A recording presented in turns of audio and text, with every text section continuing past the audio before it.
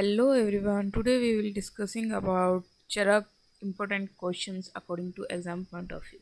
So let's start. ग्रहणी दोष संप्राप्ति पूर्व रूप लक्षण भेद एवं सामान्य उपक्रम अजीर्ण के चिकित्सा सिद्धांत और दोषानुसार चिकित्सा लिखिए। ग्रहणी रोग का सामान्य निदान एवं संप्राप्ति। निदान: भोजन न करने से, अजीर्ण होने पर भी भोजन करने से, अधिक मात्रा में भोजन करने से, विषम भोजन से, असात्म्य भोजन, गुरु शीतल अत्यंत रुक्ष दूषित आहार विहार सेवन करने से, विरेचन वमन और स्नेहपान के उचित रूप से न होने से ग्रहणी रोग की उत्पत्ति होती है। संप्राप्ति: रोगजन्य कृशता से, देश काल और ऋतुओं की विषमता से, मल मूत्र आदि के वेगों को रोकने से और जठराग्नि को दूषित हो जाने से, दूषित हुई जठराग्नि खाए हुए लघु अन्न का भी उचित रूप से पाचन नहीं कर पाती है और अपचा हुआ भोजन अन्न अम्ल बन जाता है और विष के समान हानि करने वाला हो जाता है। ग्रहणी के पूर्व रोग: ग्रहणी रोग होने से पहले प्यास, आलस्य, बल की हानि, खाए हुए अन्न में विदाह, देर से पाचन तथा शरीर में भारीपन का अनुभव होता है। ग्रहणी रोग का लक्षण: ग्रहणी रोग से पीड़ित रोगी अत्यंत पतला, अधिक बार तथा कभी कभी बंधा हुआ विष्टंभ के साथ मल त्याग करता है। रोगी प्यास, अरुचि, मुख वैरस्य, प्रसेक और तमक स्वास्थ्य से ग्रसित रहता है। उसके हाथ पैर शोथ युक्त होते हैं। उस अस्थि तथा संधियों में पीड़ा होती है। रोगी वमन करता है एवं ज्वर से पीड़ित रहता है। लोहे और आम के समान गंध युक्त तिक्त और अम्ल डकार लेता है। ग्रहणी रोग के भेद: ग्रहणी रोग वातज, पित्तज, कफज और सन्निपातज भेद से 4 प्रकार का होता है। दोषानुसार चिकित्सा: वातज ग्रहणी चिकित्सा: वातजन्य ग्रहणी रोग में आम दोष का पाचन हो जाए तब वैद्य को दीपनीय द्रव्यों से सिद्ध किए हुए घृत में दीपनीय द्रव्यों का चूर्ण मिलाकर पिलाना चाहिए। पित्तज ग्रहणी चिकित्सा में पित्त अपने स्थान में उपस्थित हो, उसमें उत्क्लेश हो रहा हो तथा बढ़ा हुआ पित्त जठराग्नि को नष्ट कर रहा हो तथा तब वैद्य को पित्तज ग्रहणी में पित्त को विरेचन द्वारा और वमन द्वारा निकालना चाहिए। तिक्त घृत के प्रयोग से, दीपनीय द्रव्यों के चूर्ण के प्रयोग से जठराग्नि को प्रदीप्त करना चाहिए। श्लेष्म ग्रहणी चिकित्सा: कफ से दूषित ग्रहणी के दूषित हो जाने पर विधि पूर्वक वमन कराने के बाद कटु अम्ल, लवण, क्षार एवं तिक्त द्रव्यों का प्रयोग कर अग्नि को प्रदीप्त करना चाहिए। चित्रकादि गुटिका या वटी: चित्रकादि गुटी के कंटेंट्स को याद करने की ट्रिक है षडुष्ण प्लस पंचलवण प्लस यश। षडुष्ण में पिपली, पिपला मूल, चवे, चित्रक, शुंठी और मरीच। पंचलवण संधव लवण, बिड लवण, समुद्र लवण, औद्भिद लवण। एंड यश में वाय से यवक्षार, ए से अजमोदा, एस से सज्जिक्षार और एच से हिंगू। इन 15 द्रव्यों को अलग अलग कपड़ छान चूर्ण बनाकर समान मात्रा में मिलाकर बिजोरा नींबू के रस और खट्टे अनार के रस से भावित कर 6 रत्ती की गोलियां बनाकर रखें। इस गुटिका के सेवन से आम दोष का पाचन होता है, जठराग्नि शीघ्र ही प्रदीप्त होती है। भोजन उत्तर से गर्म जल या मट्ठे के साथ सेवन करना चाहिए। अजीर्ण का सामान्य लक्षण: विष्टंभ अर्थात कॉन्स्टिपेशन, शरीर में शिथिलता, शिरशूल, मूर्छा, चक्कर आना, पीठ और कटी में जकड़ाहट होना, जम्भाई, अंगमर्द, प्यास, ज्वर, वमन, भोजन में अरुचि, बार बार मल प्रवृत्ति होना और अन्न का पाचन नहीं होना आदि होता है। यह अजीर्ण के लक्षण होते हैं। यह अपचे आहार का भयंकर आमविष जब पित्त के साथ संश्लेष होता है तो दाह, प्यास, मुख के रोग, अम्लपित्त तथा अन्य पित्तजन्य रोगों को उत्पन्न करता है।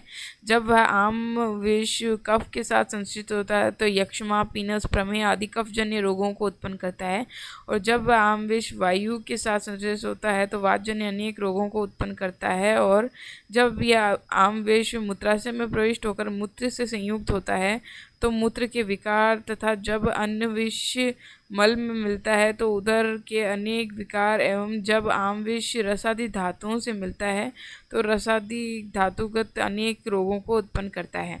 ग्रहणी रोग चिकित्सा सिद्धांत: यदि आम दोष उदर में लीन हो गया हो या पक्वाशय में स्थित हो तो दीपन शोधन के साथ साथ विरेचन औषधियों को देकर उसे निकालना चाहिए। यदि साम रस शरीर में फैला हो तो लंघन और पाचन देकर उसे नष्ट करना चाहिए। जलोदर तथा बद्ध गुदोदर के निदान, संप्राप्ति एवं लक्षण लिखते हुए प्रथमक और संतमक श्वास के लक्षण लिखिए। जलोदर की निदान एवं संप्राप्ति। स्नेह पीने के बाद अथवा मंदाग्नि वाले पुरुष या दुर्बल अत्यंत कृश पुरुष में मात्रा से अधिक जल का सेवन करते हैं तो उनकी जठराग्नि नष्ट हो जाती है। फलस्वरूप क्लोम नलिका में रहने वाली वायु और स्रोतों के रुक जाने से जल मिश्रित कफ ये दोनों उस जलयांश की उदर में वृद्धि कर देते हैं जिससे उदर रोग की उत्पत्ति होती है। इससे प्रत्येक उदर रोग की अंतिम अवस्था में जलोदर होता है और वह उदर की असाध्य अवस्था होती है। लक्षण: भोजन की अनिच्छा, पिपासा की वृद्धि, गुद्दा में जल का स्राव, शूल, श्वास, कास, दुर्बलता तथा उदर के ऊपरी भाग में नाना प्रकार की रेखाओं या शिराओं का व्याप्त होना। और यदि पेट के एक पार्श्व पर हाथ रखें और दूसरे पार्श्व पर अंगुलियां से ताड़न करें तो दूसरे हाथ के तल प्रदेश में जल तरंग का अनुभव होता है। बद्ध गुदोदर निदान, संप्राप्ति और लक्षण: भोजन के साथ पलक का बाल या सिर का बाल यदि उदर में अंदर चला जाता है तो उससे गुदा का मार्ग रुक जाता है अर्थात उदावर्त हो जाता है। आंतों के समूर्छन अर्थात एक के ऊपर एक हो जाने के कारण गुद मार्ग के रुक जाने से प्रकोपित अपान वायु जठराग्नि का नाश करती है। मल, पित्त और कफ को रोककर उदर रोग को उत्पन्न करती है। लक्षण: तृष्णा, दाह, ज्वर, मुख व तालु में शोथ, उरु में वेदना, कास, श्वास, दुर्बलता, भोजन में अरुचि, भोजन का उचित पाक न होना, मल व मूत्र की रुकावट होना, उदर में आधमान, वमन, बार बार छींक आना, सिर, हृदय, नाभि व गुदा में शूल होना, उदर में शिराओं से युक्त होना, रेखाओं का न होना किंतु शिराजाल से उदर का व्याप्त होना, प्राय नाभि के ऊपर गोपुच्छ के आकार का होना, यह बद्ध गुदोदर के लक्षण होते हैं।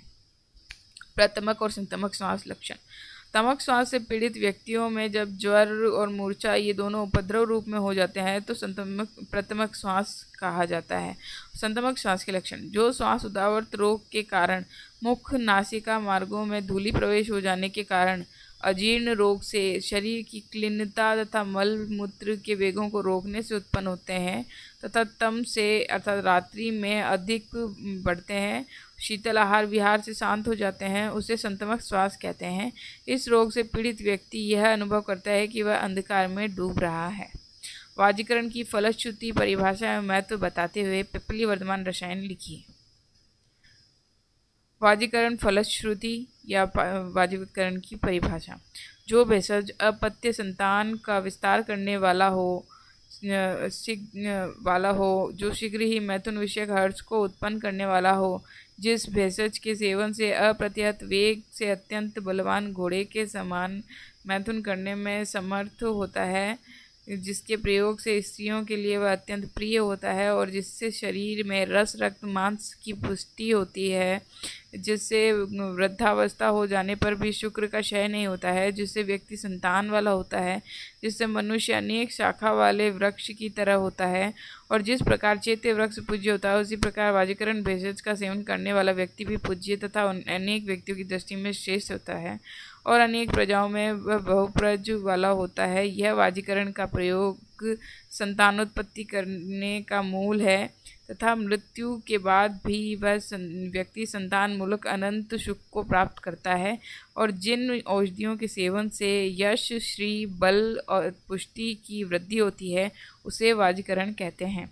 वाजीकरण का महत्व: जितेंद्रिय पुरुष रसायन सेवन के बाद नित्य वाजीकरण सेवन की इच्छा करें, क्योंकि वाजीकरण के अधीन धर्म, अर्थ तथा प्रीति और यश की प्राप्ति होती है और यह वाजीकरण का सेवन पुत्र की उत्पत्ति में कारण होता है। वाजीकरण सेवन से जो धर्म, अर्थ, प्रीति और यश ये 4 गुण बताए गए हैं वे पुत्र के अधीन होते हैं। वृष्य मांस रस: चटक मांस को तीतर के मांस रस से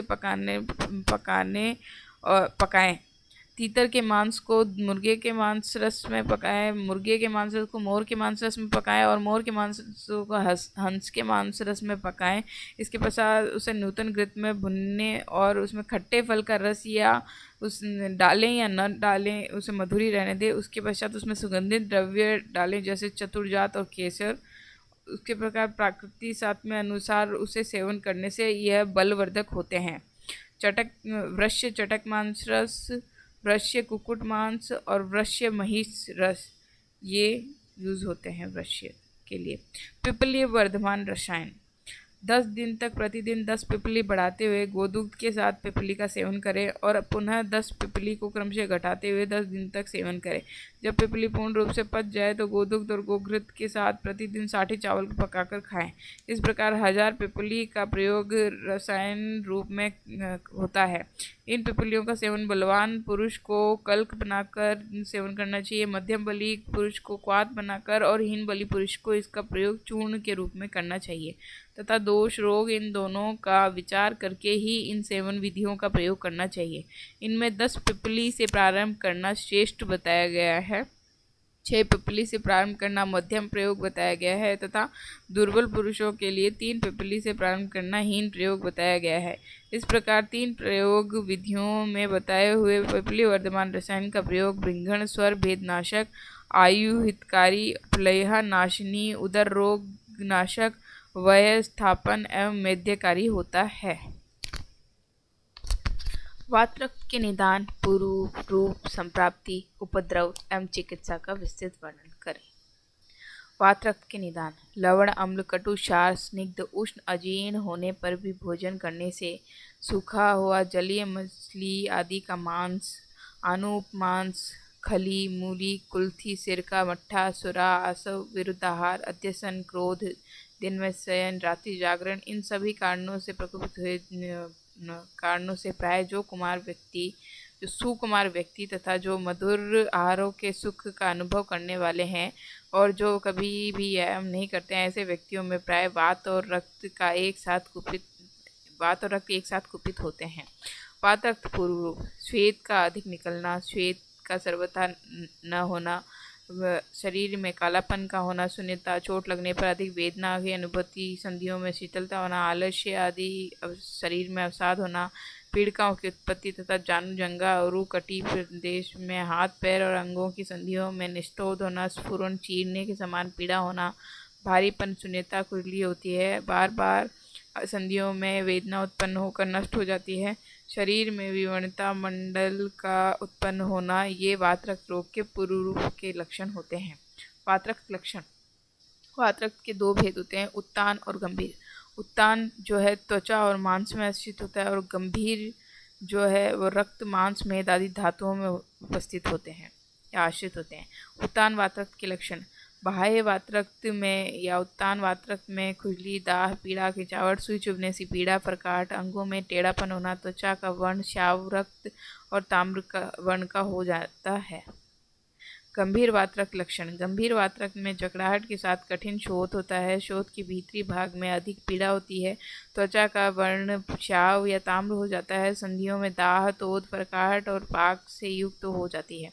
वातरक्त की संप्राप्ति। चोट लगने से, शरीर में वमन विरेचन आदि द्वारा शुद्धि न करने से मनुष्य के शरीर में रक्त दूषित हो जाता है और जब वह व्यक्ति कषाय, कटु, तिक्त रसों का तथा अल्प रुक्ष आहार विहार का सेवन करते हैं, ऊंट, घोड़ा आदि चढ़ने से, जल क्रीड़ा करने से, तैरने से, गर्मियों में दिनों में अत्यधिक विषम रास्ते चलने से, मैथुन से तथा मलमूत्रादि वेगों को रोकने से वायु अधिक बढ़ जाती है। इस स्थिति में बढ़े हुए दूषित रक्त के द्वारा वायु का मार्ग अवरुद्ध कर दिया जाता है, रुकी हुई वायु पुनः संपूर्ण रक्त को दूषित कर देती है। इस प्रकार दूषित वातरक्त को वात शोणित रोग, खुडक रोग और वात बलास रोग या फिर आढ़्यवात कहा जाता है। स्थान। हाथ पैर की उंगलियों तथा संधियों में वेदना उत्पन्न करता है। वातरक्त की विशेष संप्राप्ति। वायु सूक्ष्म और संपूर्ण संधियों में, मार्गों में फैलने वाला होता है तथा जब रक्त द्रव और संपूर्ण स्रोतों में फैलने वाला होता है। इन दोनों गुणों के कारण कुपित हुआ वात और रक्त शिरा मार्गों के संपूर्ण शरीर में गमन करता है। गमन करते हुए संधियों के टेढ़े होने से वहाँ वात रक्त की गति में आघात होता है और वह क्षुब्ध होकर वहीं रुक जाते हैं। पित्तादि दोषों से युक्त होकर उन संधियों में रुका हुआ वात रक्त भिन्न भिन्न प्रकार की वेदनाओं को उत्पन्न करता है, अतः उन्हीं रुकी हुई संधियों में दुख को उत्पन्न करता है। इस प्रकार संधि प्रदेश में रुका हुआ वात रक्त मनुष्यों के शरीर में अत्यंत कठिन संयुक्त दोष के अनुसार वेदनाओं को उत्पन्न करता है। वात रक्त का उपद्रव: नींद का न आना, भोजन में अरुचि, श्वास मांस का सड़ना, सिर में जकड़ाहट होना, मूर्छा, मद वेदना, प्यास की अधिकता, ज्वर, मोह, शरीर में कंप, बिना परिश्रम की थकावट, हिक्का पंगु का होना, विषर्प, पाक, तोद, चक्कर का आना, उंगलियों में टेढ़ापन होना, स्फोट का निकलना, दाह, मर्म स्थानों में जकड़ाहट, अर्बुद रोग का होना। इन उपद्रवों से युक्त वात रक्त रोग असाध्य होता है। यदि इन उपद्रवों में केवल एक मोह ही उपद्रव में प्रधान हो तो भी वात रक्त असाध्य होता है।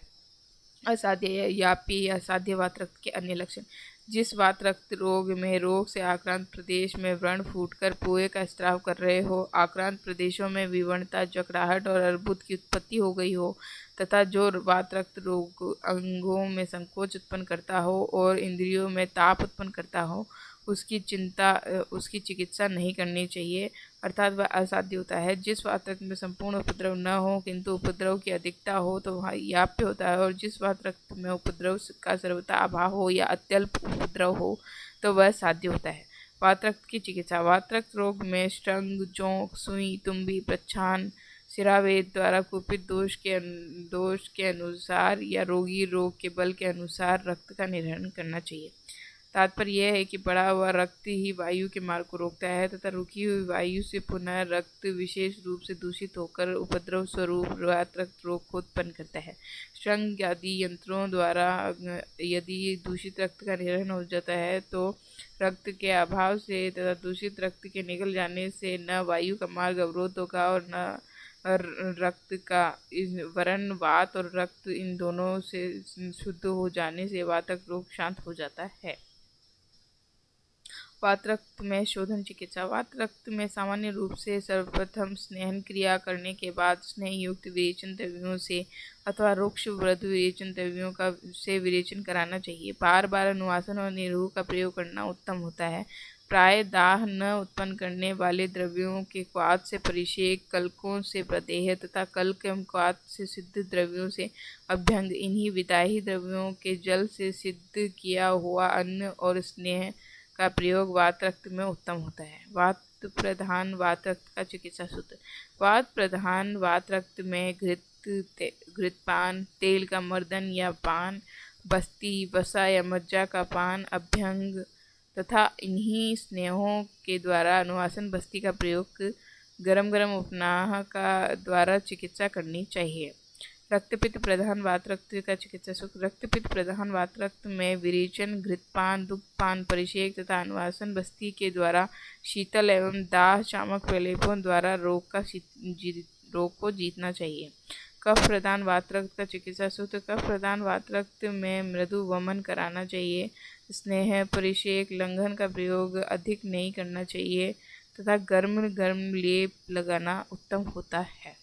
वात रक्त में पथ्य अपथ्य, दिवास्वप्न, धूप, अग्नि के सामने बैठना, अत्यधिक व्यायाम, मैथुन, कटु रस वाले उष्ण, गुरु, कफकारक अन्न का सेवन करना, अम्ल तथा लवण रस युक्त आहार का परित्याग करना चाहिए।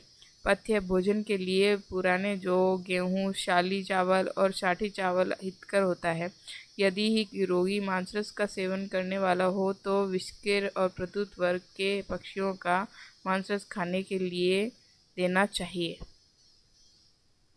वात रक्त में उपद्रव की चिकित्सा: वात रक्त में रोग में जब रक्त और पित्त की अत्यधिक वृद्धि हो जाती है तो इस रोग में रोग से आक्रांत प्रदेश शीघ्र ही पक जाते हैं और फूट जाते हैं।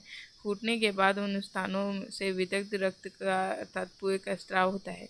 इस पित्त वृद्धि या रक्त वृद्धि के कारण पाक या पुस्त्राव होने पर व्रण के समान भेदन, शोधन, रोपण आदि क्रियाओं द्वारा चिकित्सा करनी चाहिए। इन अवस्थाओं में यदि उपद्रव हो जाए तो उपद्रव स्वरूप जो रोग हो उस रोग की चिकित्सा प्रकरण में जो जो चिकित्सा उस रोग की शांति के लिए बताई गई है उसका अपनी क्रिया के द्वारा चिकित्सा करनी चाहिए। उदावर्त अनाह का विस्तृत वर्णन करते हुए मूत्रकृशि तथा शिरोरोग एवं अरोचक का चिकित्सा सिद्धांत लिखिए। उदावर्त की निरुक्ति। वायु का ऊपर जाना ही उदावर्त कहा जाता है, अर्थात जिस वायु का जो प्राकृत मार्ग है उस मार्ग से उसका न लौटना उदावर्त कहा जाता है। उदावर्त के निदान संप्राप्ति। कषाय तिक्त कटु रसों के तथा रुक्ष पदार्थों के सेवन से, वेगों के रोकने से, उपवास करने से, अधिक मैथुन करने से यदि अपान वायु पक्वाशय में कुपित हो जाए तो बलवान वह अपान वायु अधोगामी स्रोतों को रोककर मल, अपान वायु और मूत्र का अवरोध कर क्रमशः वह भयंकर उदावर्त रोग को उत्पन्न करती है। उदावर्त का लक्षण। बस्ती हृदय, कुक्षी, उदर में बार बार वेदना, पीठ और पार्श्व में भयंकर वेदना, उदर में आधमान, जी मिचलाना, गुदा में कैंचीवत काटने से पीड़ा होना, सुई चुभने जैसी पीड़ा होना, अन्न का न पचना, मूत्राशय में शोथ, मल का न निकलना, उदर में गांठ बन जाना, गुदा में अपान वायु के रुक जाने पर वायु की गति ऊपर हो जाना, देर से और कष्ट से सूखे मल का निकलना, यह मल का निकलना या मल का पतला रुक्ष खर और शीतल होना, यह उदावर्त रोग का लक्षण है। चिकित्सा सिद्धांत। शीत ज्वर नाशक तेल को शरीर पर मालिश कर वात नाशक श्वेत विधि का प्रयोग करने से उदावर्त रोग से पीड़ित रोगी का दोष द्रवीभूत हो जाता है। तो उस दोष को निकालने के लिए वर्ती, निरुबस्ती, स्नेह प्रयोग, विरेचन द्रव्यों का प्रयोग तथा अपान वायु के अनुलोमन करने वाले आहार द्रव्यों के प्रयोग से उसकी चिकित्सा करनी चाहिए। अनारोग का लक्षण व चिकित्सा सूत्र।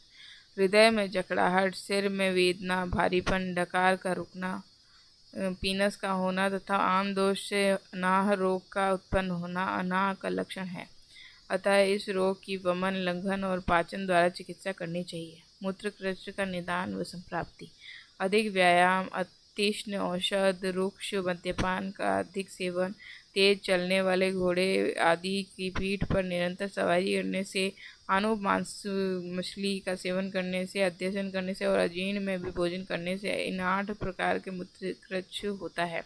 संप्राप्ति। अपने कुपित होने वाले कारणों से कुपित हुए अलग अलग वातादि दोष अथवा एक साथ तीनों दोष बस्ती प्रदेश में कुपित होकर जब मूत्र का मार्ग को पीड़ित करते हैं तब मनुष्य कष्ट के साथ मूत्र का त्याग करता है। इसे मूत्रकृशि कहते हैं।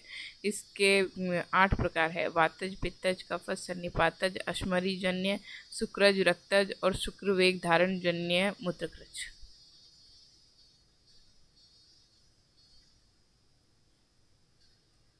वातज मूत्रकृशि चिकित्सा। वातजन्य मूत्रकृशि रोग में वातनाशक तेलों का अभ्यंग, स्नेहन और निरुबस्ती, स्नेह द्रव्यों से उपनाह, उत्तर बस्ती और कटी प्रदेश पर वातनाशक तेलों या क्वाथों का परिचय करना चाहिए।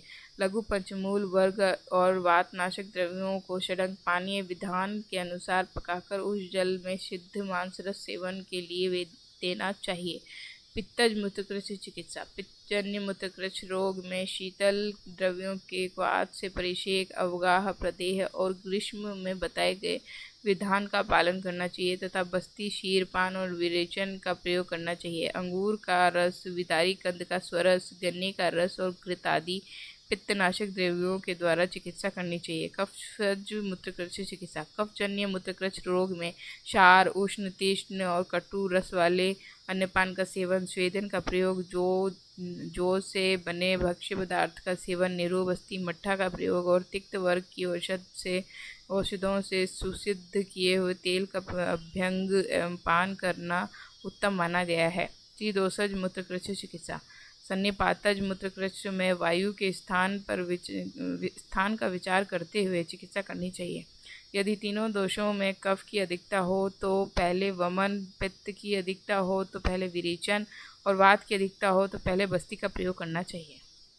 अश्मरी शर्करा की चिकित्सा।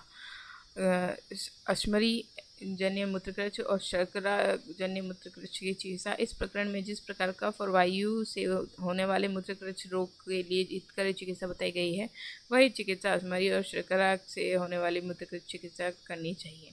शुक्रज मूत्रकृच्छ चिकित्सा। शुक्र के वेग को रोकने से उत्पन्न हुए मूत्रकृच्छ रोग में वातादि दोषों का विचार कर अर्थात सूत्र विघातन मूत्रकृच्छ में जिस दोष की प्रधानता हो उसकी चिकित्सा करनी चाहिए। रक्तज मूत्रकृच्छ चिकित्सा। ट्रिक तिनके यानी रक्तजन्य मूत्रकृच्छ रोग में टी से त्रिफला टी से ताल का फल, ई से इक्ष्वाकु, ई से इक्षुबाला, एन से नील का कमल, के से कशेरुक और के से काश, इन द्रव्यों को समान भाग लेकर जल में गाथ करें।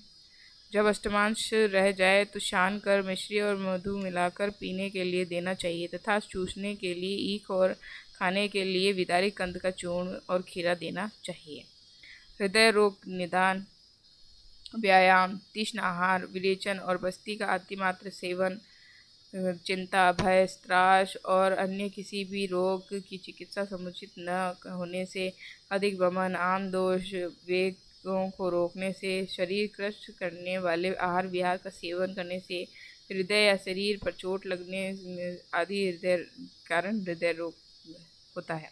हृदय रोग के लक्षण: विवर्णता, मूर्छा, ज्वर, कास, हिक्का, श्वास, मुख रोग, मुख में विरसता, तृष्णा, मोह, वमन, कफ का उत्क्लेश होना, वेदना, भोजन में अरुचि, अन्य अनेक प्रकार के लक्षण हृदय रोग में उत्पन्न होते हैं। 5 प्रकार का होता है: वातज, पित्तज, कफज, सन्निपातज और क्रमिज। वातज हृदय रोग की चिकित्सा। वातज हृदय रोग में सोवे, दही का पानी, मिठा और नमक से सिद्ध किया हुआ तेल का पीना चाहिए। पित्तज हृदय रोग में ट्रिक है MMFM।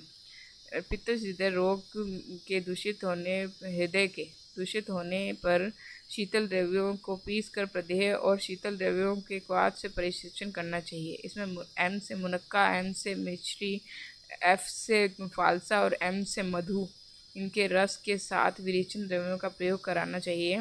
इस प्रकार विरेचन के द्वारा जब हृदय शुद्ध हो जाए तो पित्तनाशक अन्नपान का सेवन कराना चाहिए। कफज हृदय रोग चिकित्सा। कफजन्य हृदय रोग में स्वेदन, वमन, उपवास आदि कफनाशक क्रियाओं करनी चाहिए।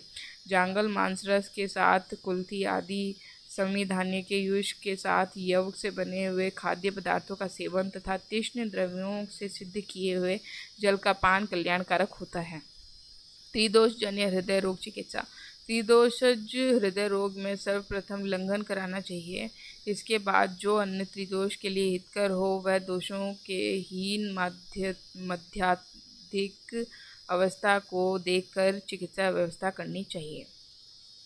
क्रमिज हृदय रोग चिकित्सा। प्राय जब वायु का मार्ग रुक जाता है तो वह वायु आमाशय में गुपित होती है, इसलिए शोधन, पाचन और लंघन करना हितकर होता है तथा लंघन, पाचन आदि और कृमि को नष्ट करने वाले औषधों का प्रयोग क्रमिज हृदय रोग में करना चाहिए।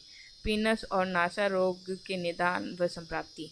वेगों के रोकने, अजीर्ण से, रज के सेवन से अर्थात धूलि के सेवन से, अधिक बोलने से, अधिक क्रोध करने से, ऋतुओं के विषम होने से, सिर में वेदना होने से, रात्रि में अधिक जागने से, दिन में अधिक सोने से, शीतल जल पीने से, ओश लगने से, अधिक मैथुन से, अधिक रोने से, अधिक धुआं लगने से, जब सिर में कफ आदि दोष अधिक मात्रा में एकत्र हो जाते हैं तो उपयुक्त कारणों से सिर प्रदेश में वायु बढ़ जाती है और प्रतिशय रोग उत्पन्न होता है। प्रतिशय का लक्षण: वात से होने वाले प्रतिशय में नासिका में वेदना, तो छींक आना, जल के समान नाक से स्राव निकलना, स्वर भेद और शिरशूल आदि लक्षण होते हैं। पित्त जन प्रतिशय में नासिका के अग्रभाग में पाक होना, ज्वर, मुख का सूखना, प्यास की अधिकता और नाक से उष्ण और पीले वर्ण का स्राव होना आदि लक्षण होते हैं।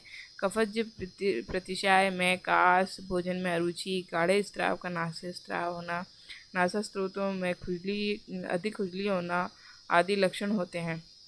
सन्निपातज प्रतिशाय से उत्पन्न होने वाले प्रतिशाय या पीनस रोग में तीव्र वेदना, कष्ट तथा वातादि दोषों में जो लक्षण बताए गए हैं वे सभी लक्षण उपस्थित होते हैं। दुष्ट प्रतिशाय, जब प्रतिशाय की उपेक्षा करने से नासिका के स्रोत में कफ आकर भर जाता है और नासा स्रोत को बंद कर देता है, तो उससे नासा में अभिघात लगने से नासा परिस्राव, नासा शोथ, नासापाक से नासिका युक्त हो जाती है, जिससे पीड़ित होने वाले व्यक्ति को गंध का ज्ञान नहीं रह जाता है, मुख दुर्गंध युक्त हो जाता है, प्रतिशाय बार बार होने लगता है, तो इस रोग को दुष्ट प्रतिशाय कहा जाता है।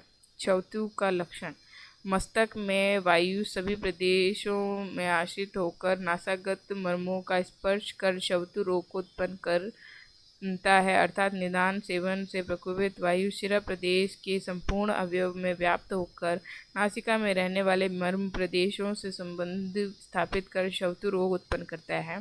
दुष्ट पीनस या प्रतिशाय चिकित्सा, दुष्ट पीनस रोग में त्रिदोष नाशक चिकित्सा करनी चाहिए। नासा शोथ में शोथ नाशक चिकित्सा करनी चाहिए। नासिका अर्बुद में अधिमांस रोग हो तो क्षार की क्रिया करनी चाहिए, और जिन रोगों की चिकित्सा यहाँ नहीं दी गई है उनकी चिकित्सा दोष एवं उपद्रव अनुसार करनी चाहिए।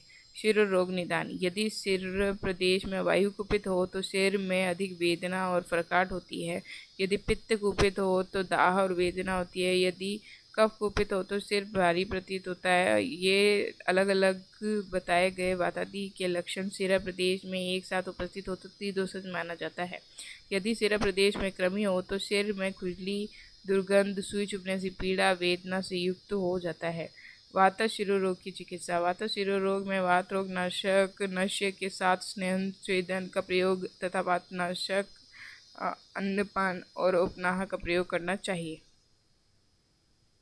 पित्त शिरोरोग चिकित्सा, पित्त शिरोरोग में घृतपान, दुग्धपान, नश्य के साथ शीतल परिषेक लेप, जीवनीय घृत का सेवन और पित्तनाशक अन्नपान का प्रयोग करना चाहिए। कफज शिरोरोग में कफज शिरोरोग में सर्वप्रथम रोगी के सिर से ऊपर स्वेदन क्रिया करनी चाहिए। इसके बाद धूमपान नश्य और प्रधमन नश्य का प्रयोग करना चाहिए। जब धूम आदि क्रिया से रोगी शुद्ध हो जाए तो कफनाशक द्रव्यों का प्रलेप, अन्नपान तथा पुराने घृत का पान और तीक्ष्ण शिरोबस्ती के द्वारा रोगी की चिकित्सा करनी चाहिए। यदि वात और कफ जन्य शिरोरोग हो तो दाह क्रिया करनी चाहिए तथा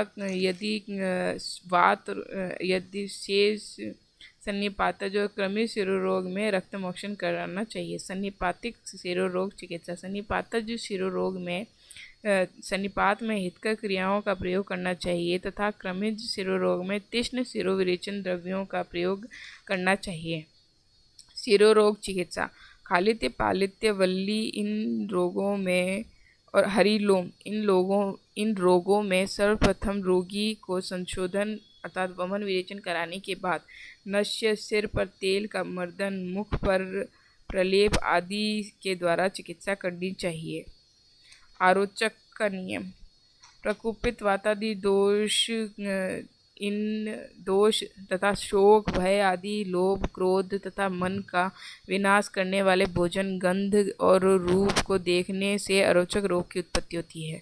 यह 5 प्रकार का होता है: वातज, पित्तज, कफज, सन्निपातज और आगंतुज।